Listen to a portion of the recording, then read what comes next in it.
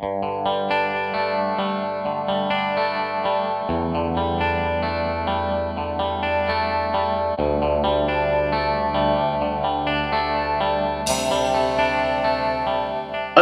at Warburton, I continue west via Charleville, Quilby and Windora before heading into Welford National Park.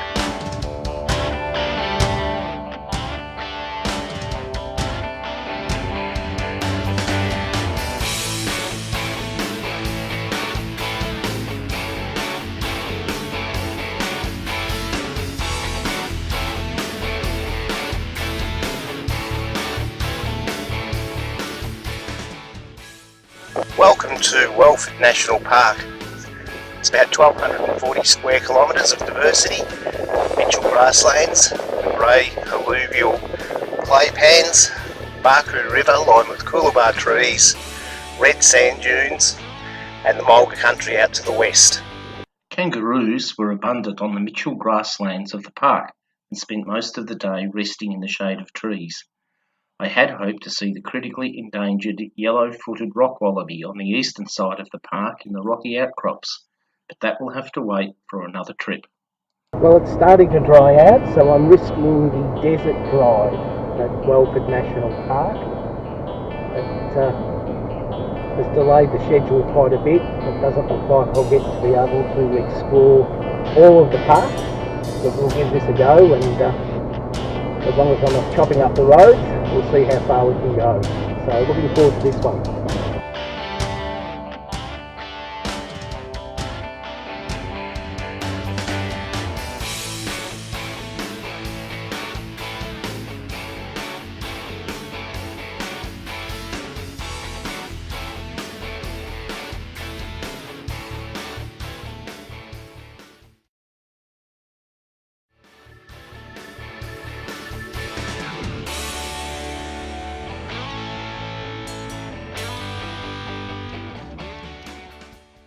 Well, finally the rain stopped, although the flies have become quite a problem. I've got out onto the desert track at Welford National Park and it's been well worth the wait. It's a stunning drive, the views are just breathtaking.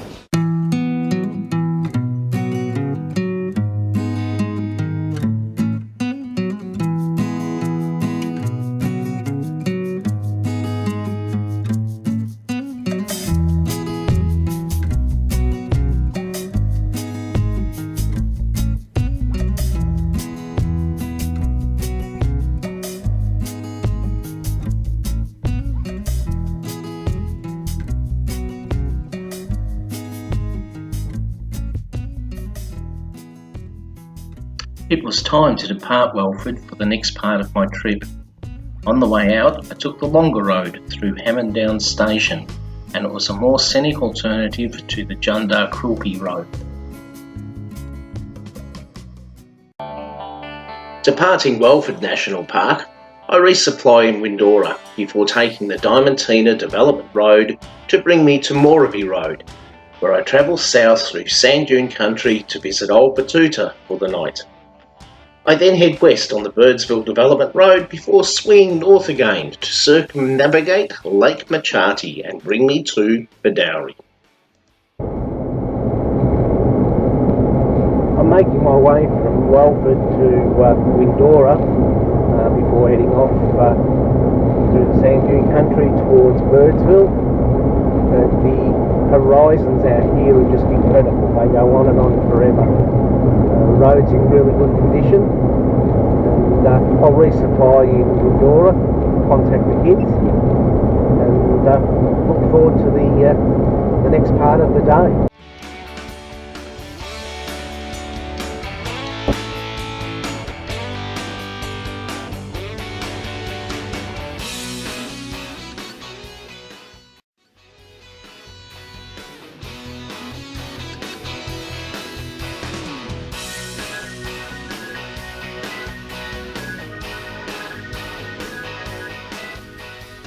Well, I'm still on the Mooraby Road heading towards Old Bhudda.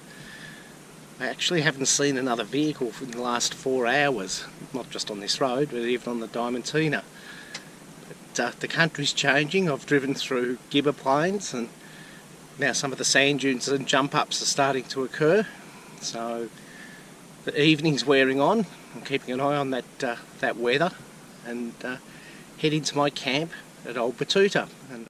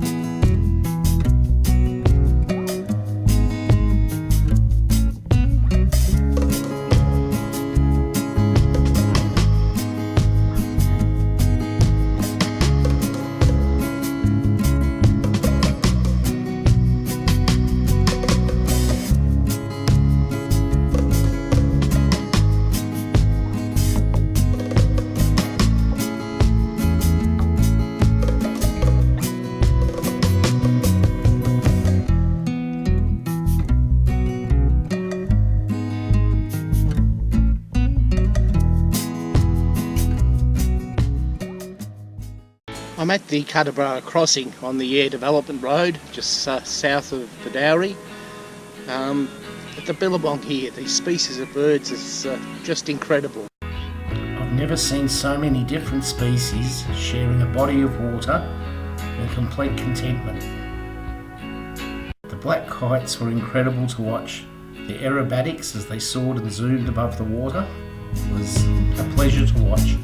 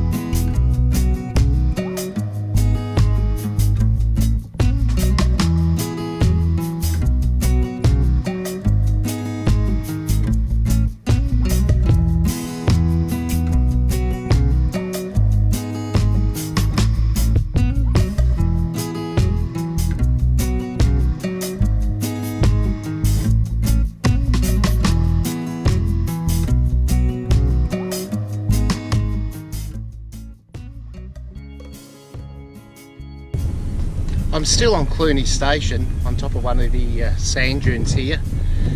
It's still relatively early in the morning, and it's just absolutely stunning.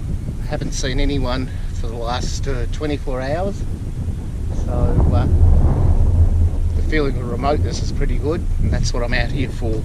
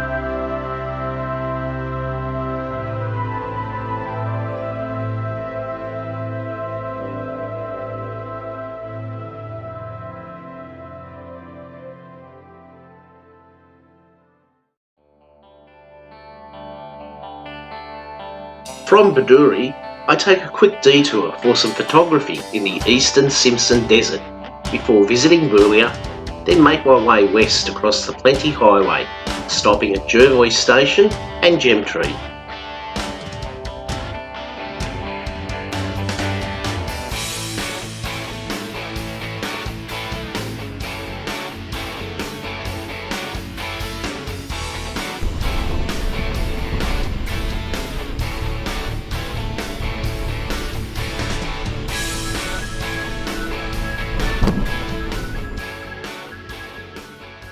The road between Bedourie and Boulia travels along the eastern side of the Simpson Desert. The following photos and drone shots are from that area.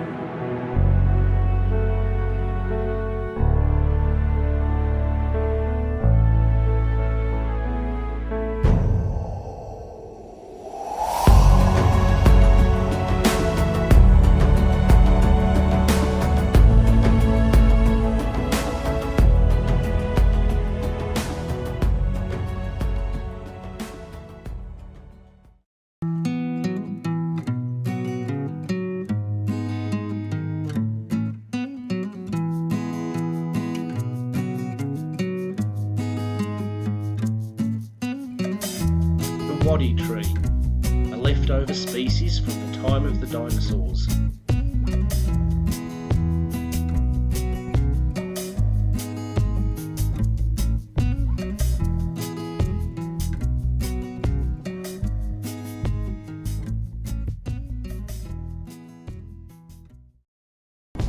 The glass gave me an escort out of Boulia.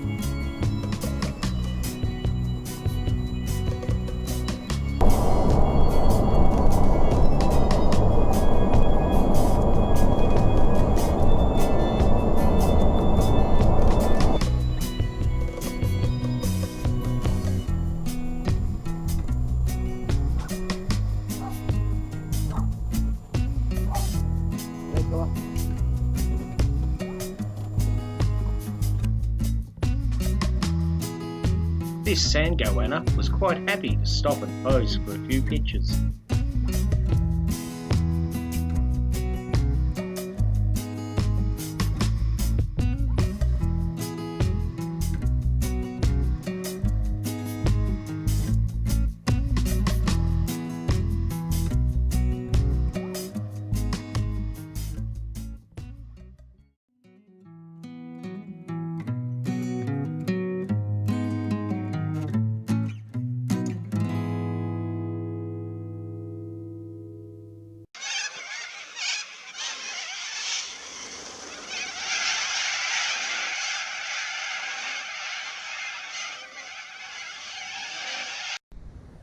I'm on the Plenty Highway, which runs between Boulia and Alice Springs through the Northern Territory.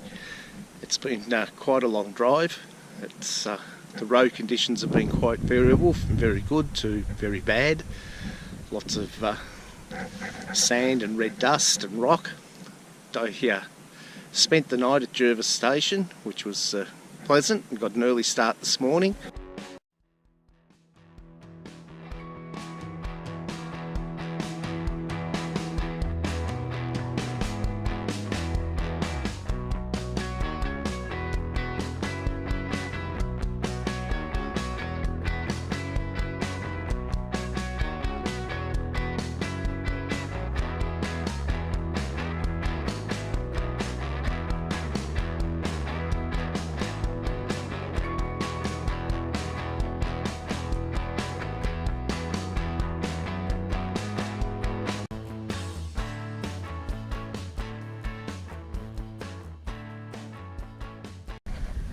This is what several thousand k's of driving across rocks and gravel and sand due to the mud flaps. So I'll have to try and replace those in the not too distant future before I tackle the Gibb River Road. Heading south down the Stewart Highway to Alice Springs, I take the Ross Highway to explore the wonders of the East MacDonnell Ranges, visiting Emily and Jessie Gaps, Trephina Gorge, Geological Gorge and the ancient Ewaninga rock carvings before making my way across the sand dunes and jump ups to the spectacular Chambers Pillar.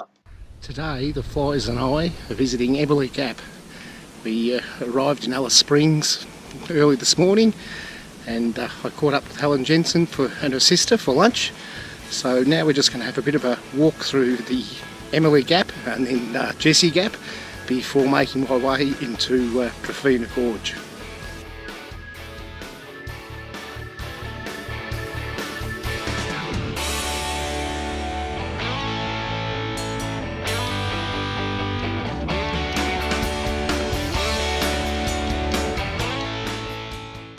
The rock paintings on the pictures following tell the story of the three caterpillars that were the Aboriginal legend as to how the gap was formed.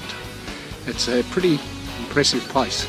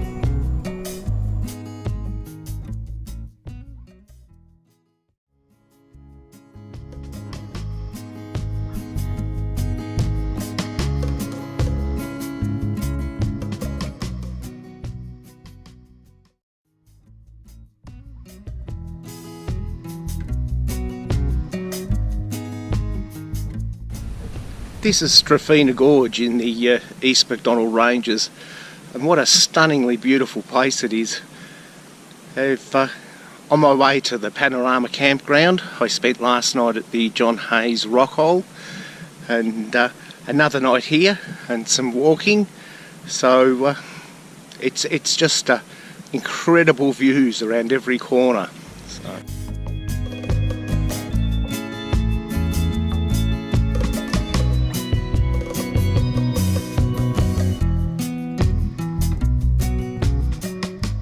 I've climbed up to the eastern rim of the Trephina Gorge and the views are just absolutely incredible. Lots of bird life here.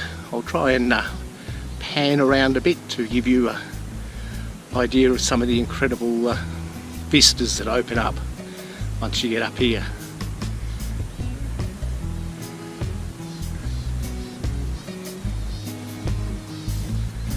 Absolutely stunning.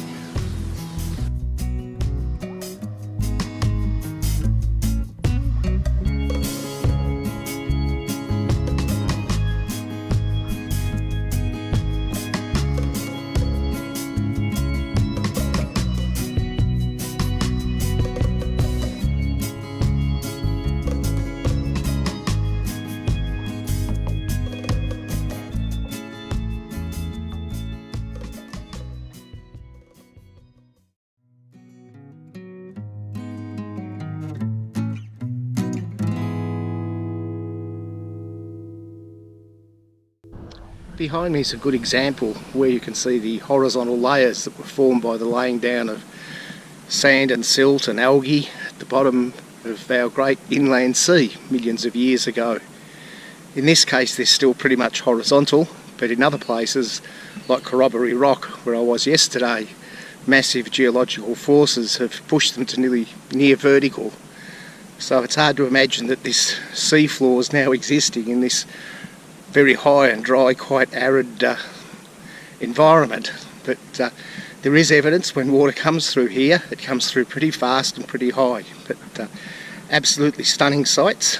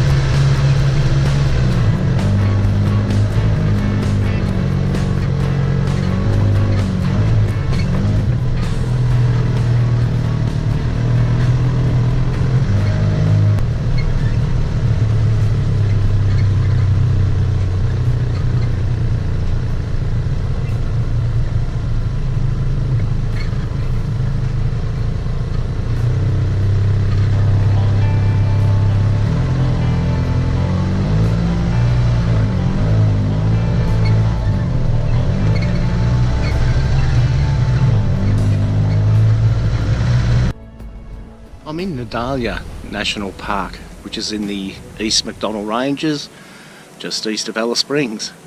It's been a wonderful drive coming in here, crossing some quite unusual country, and then this gorge opens up.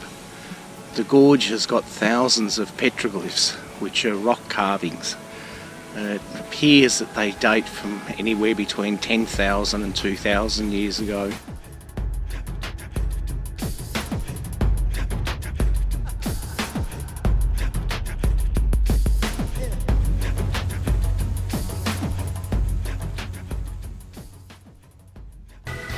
I'm about halfway along the Nadalia Gorge, and behind me there's a waterhole, and although it's dry at the moment, after the rains that would have held water for several months, and there's a handy cave there for shelter. So for many thousands of years people have probably been taking advantage of this and living quite easily off the land. It's a beautiful morning and it's still quite early, and I'm very much enjoying myself.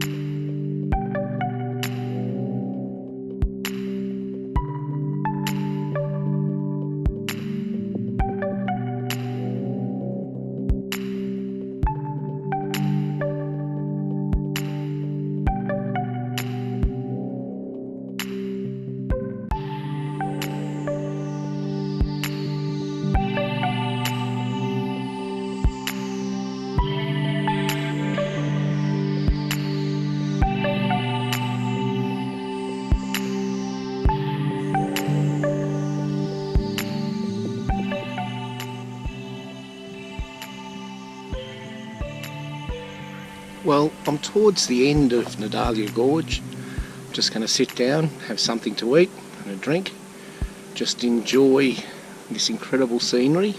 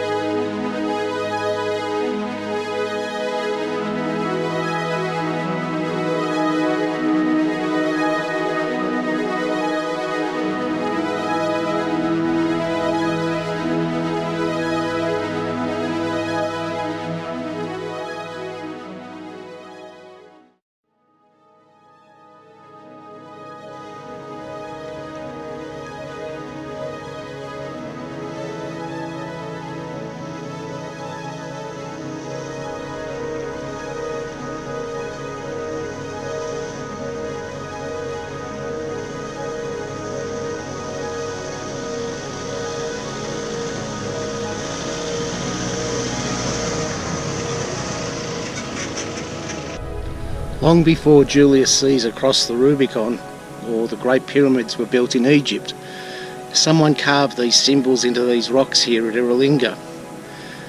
They've been done so long ago that the actual rock has split and the bottom half has fallen over. So people have been living on this land and living from the land for a huge number of years. It's quite a special place, and at the moment I've got it all to myself.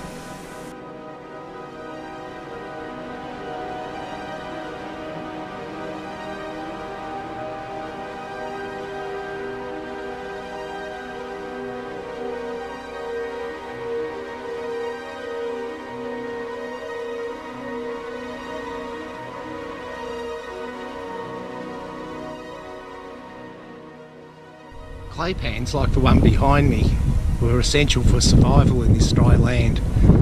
They could actually hold water long after the surface water had disappeared below the ground, and it's how many of the natives survived in these regions, by digging for the water. The water also attracted lots of wildlife that they could hunt, so quite a special place.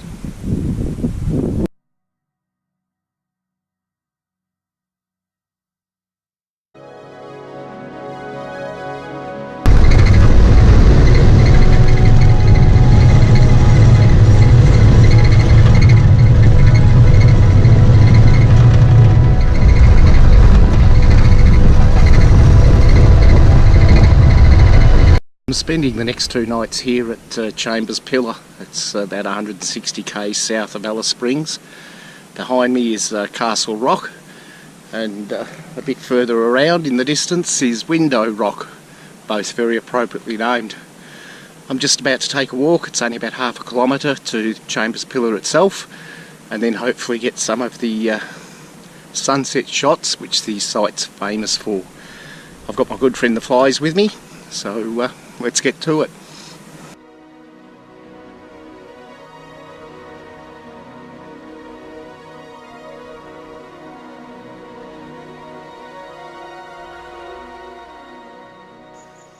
I'm at Chambers Pillar, and sunset's coming up, so I've got the GoPro set for a time lapse, and my mate the Flies and I will sit here for the next hour or so and hopefully get some good looking photos, but it certainly is an impressive sight.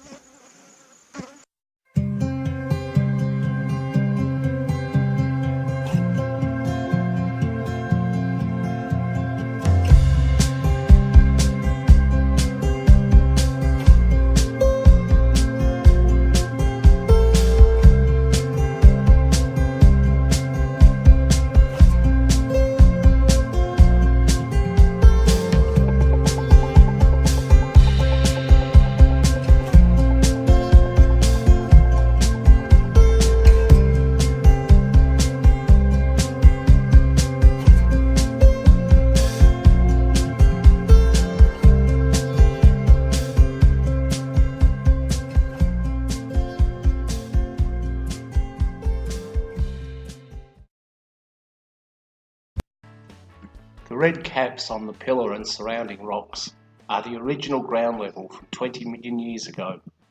The white sandstone underneath was laid down under the inland sea long before. Over millions of years, the softer sandstone has eroded to the present ground level. The first explorers left their names etched into Chambers Pillar, and a bit later on the work crews on the Overland Telegraph and Garn also added their names. Later on in the 1900s, some of the first families that settled the area have recorded their names and their children's in the rocks. However, since the road was put in, many others have left their names, and that act is pure vandalism. There was no great challenge getting to the rock driving there on the road. If we take Nigel and Shazza, they probably had a harder time getting there in their HJ panel van than I did, but their excuse is Bogans probably didn't know any better. But as for this fellow, well, I'm afraid he can only be classified in 2015 as a dickhead.